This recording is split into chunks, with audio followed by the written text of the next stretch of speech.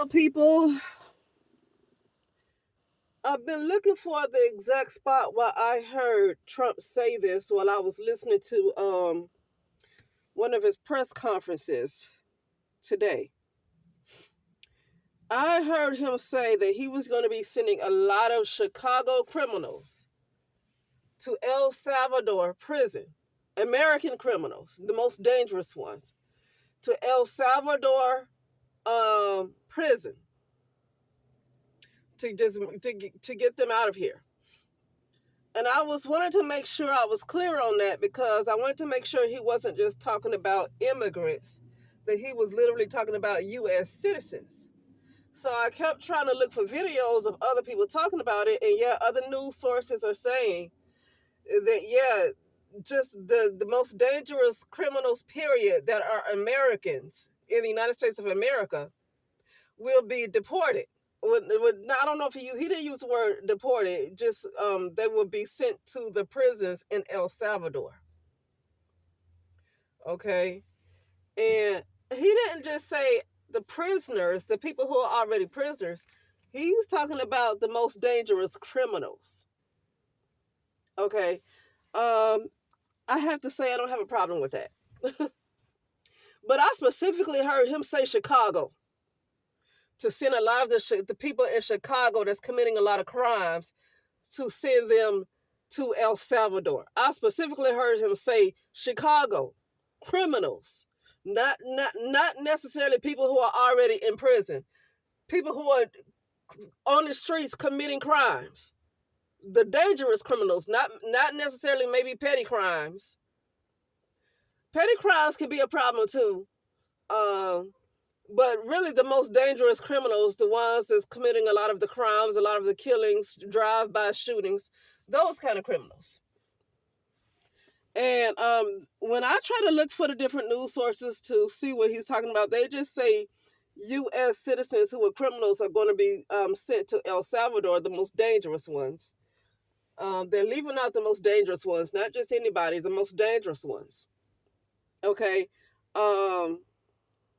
But they're not saying that he specifically mentioned Chicago. Like, he specifically mentioned Chicago, which means to me that his radar is on Chicago. And I wanted to bring this up to say that the black community is going to cry about that, and I don't care. I've been said that something is wrong with the black community. Something is seriously wrong. And you know what? A lot of us are in a sunken place. I'm sorry. This right here is the sunken place. This level of plane of existence is the sunken place. Something is wrong. I don't know if they're heavily programmed. I don't know what's going on with the black community that they could not see all this time. That the crimes that was being committed severely in a lot of black communities, I cannot understand why they didn't see that was a problem. I could not understand why there isn't any outrage. There wasn't an outrage. Why black people were so quick, and it's nothing wrong with it, but they don't have the same energy for black people killing each other. They're willing to march and have a fit over a white person, not just a white cop, a white person, and specifically a white person, a white man specifically, who kills a black man. Even if it's out of self-defense, it doesn't matter.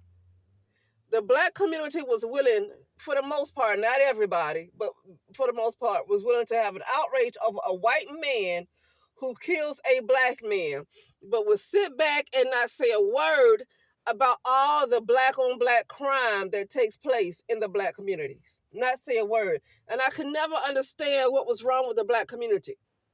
If you want to have a problem with a white man killing a black man, I'm fine with that. But see, my thing is now you don't care about this black man losing his life. You only care about racism. You only care about focusing on racism.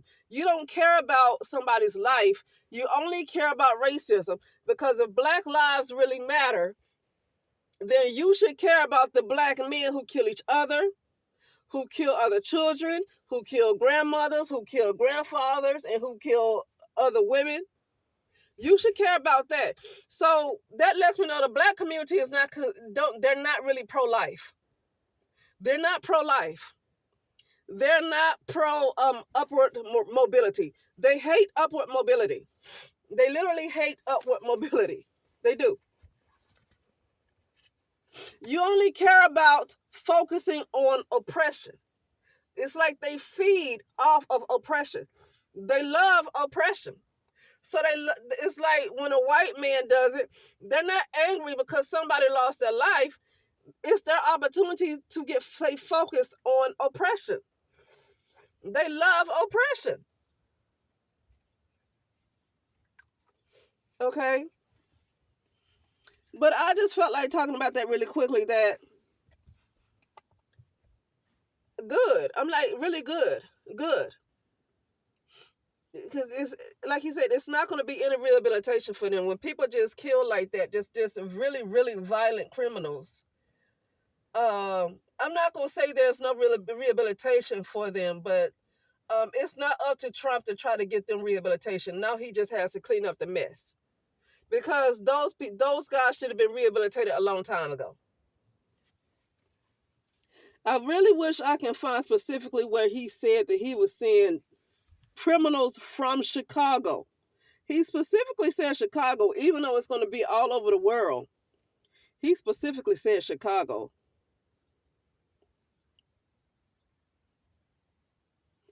Chicago criminals. I don't think I'm going to find it, because they're just going to generalize, like saying that he's going to send U.S. criminals. Yeah, but he specifically said out his mouth Chicago. And I remember him saying in 2017, when he became president around that time, talking about the carnage in Chicago, talking about he got to do something about that carnage. It's just too much. I remember him tweeting, talking about that before. And people complained about what he said. And then you had other men talking about, oh, we're going to do something about it. We're going to do something about it. Okay.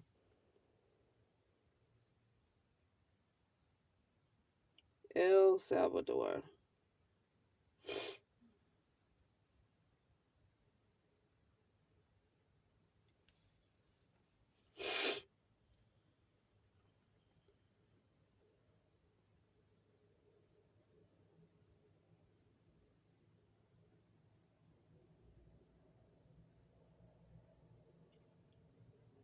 Is it just incarcerated people or people committing crimes?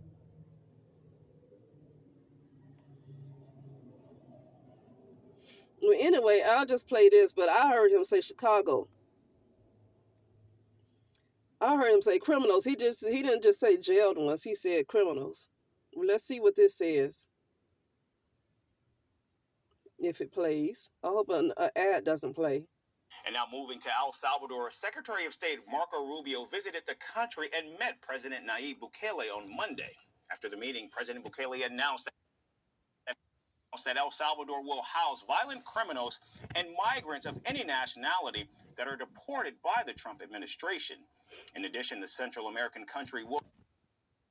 Okay, here we go, twisting around. ...will continue accepting Salvadoran deportees who illegally entered the United States. President Bukele added that members of the deadly MS-13 gang or other drug cartels that are deported by the United States will be put in El Salvador's prisons. First, obviously, he continues with full cooperation on the returning of Salvadorians who find themselves illegally in the United States and welcome them back home. And that's already existing, and that will continue.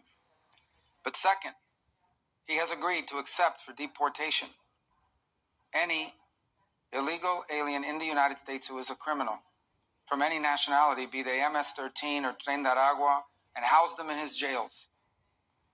And third, he has offered to house in his jails dangerous American criminals in custody in our country, including those of U.S. citizenship and legal residence. Now, in return, the United States has offered to work with El Salvador to advance civil nuclear projects in the country. President Bukele confirmed that Washington remains the biggest ally of El Salvador, and the two countries will improve on bilateral trade relations. It is undeniable that the United States is our most important partner, our most important commercial partner, our biggest buyer of our exports, and the biggest place where our imports come from. We have a large number of Salvadorans living in the United States. We use the U.S. currency. For us, it is a no-brainer that for us, the United States is the most important relationship we have, Sorry and we about want to that strengthen glare. it. Terminamos Trying to de move it. cerrarlo, diría el secretario, pero en el caso es un acuerdo. But the The glare is still there, technologies, and I don't know where it's like coming nuclear from. energy, that will allow you to power a 21st century economy that will allow this to be the home of every advanced technology and industry of this new era. Now, Bukele has been instrumental in turning El Salvador's image from one of the most deadly countries in the world to one of the safest. The president's vast and brutal crackdown on cartels and gangs has earned him admiration from many, including President Trump and his first buddy, Elon Musk. In fact, the crime rate in El Salvador has seen a 98% decrease since Bukele took office almost 6 years ago. And the country has gone from reporting almost 85 murders per 100,000 to just 2 per 100,000. However, El Salvador now has the highest incarceration rate in the world, with nearly 1,000 prisoners for every 100,000 people. Still, that hasn't stopped President Bukele from becoming a close ally of President Donald Trump, as he even attended the 47th president's inauguration just last month. And with the latest deal to house deportees from the United States, the Salvadoran president has given President Trump a major boost with. I hope that turns out right and not sideways. Sometimes when I try to use my phone, it turns out sideways. But anyway, I just wanted you to be able to get to see a picture, a visual of what I was saying instead of just hearing it. But anyway, yeah, that's interesting. But like I said, I specifically heard him say Chicago, and he said criminals. Now maybe he's going to get people who are already incarcerated and send them over there. But I think he's going to crack down on crime altogether. And his eye is just on Chicago. His eye is on Chicago. That's where his focus is on Chicago, seem like. Now, I'm not mad at it, because black people want to complain about everything else except what needs to really be happening with the black community, and then expect other people to be held hostage to the black community with all that stuff going on. I don't want to be a part of a community that just don't see a problem with that. And the first thing they want to look at is white supremacy. Well, who put the guns in the black neighborhoods? Like, this is what they are still saying. Who put the guns in the black neighborhoods? They still focus on white supremacy. They're not focused on these men killing each other and what needs to be done to, like, reduce the crime. They're focused on white supremacy. Black people love to be focused on white supremacy. So it needs to happen, because something is wrong with the black community altogether. Like, something is wrong with the way they're thinking. But anyway, that's it, and I'll talk later.